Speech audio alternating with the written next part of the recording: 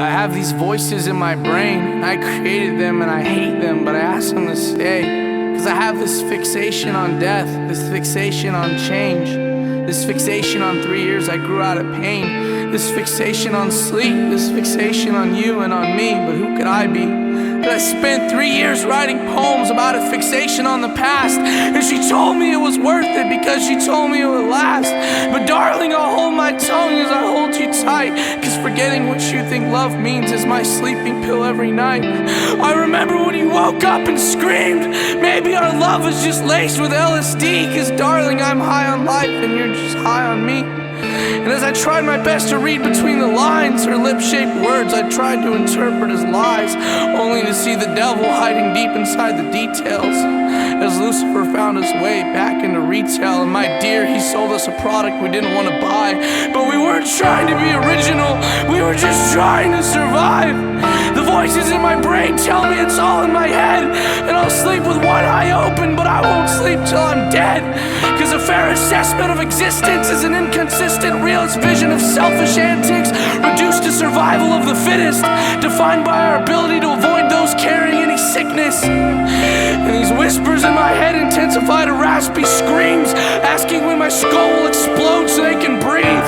They know that no one has a voice when no one is listening, and the violent ride of staying silent or quiet is torturous to those who need to hear something.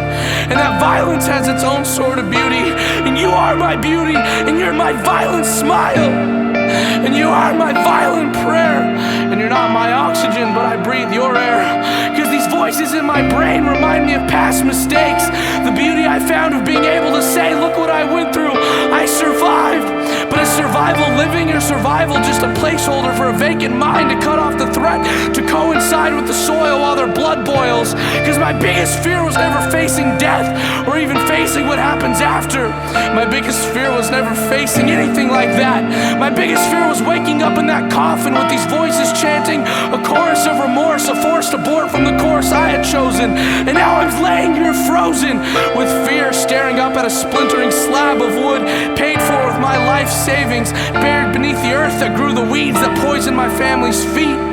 What if I woke up, walked back home, and it was like nothing had happened? We left your room the way you left it. We just scrubbed the blood stains out of the carpet. We just rubbed the mud remains out of your pockets. We just dubbed the tough claims out of your sonnets.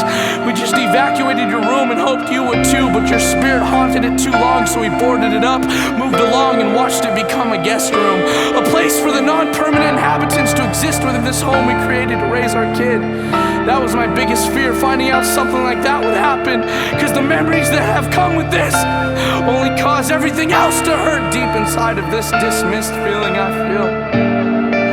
But sometimes you have to face the past, and maybe I've never faced death, but if I were to walk away, then what would I be?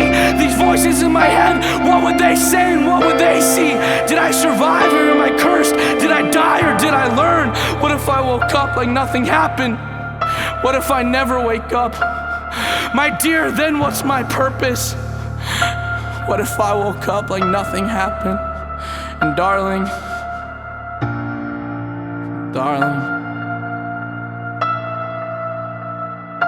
what if you woke up too?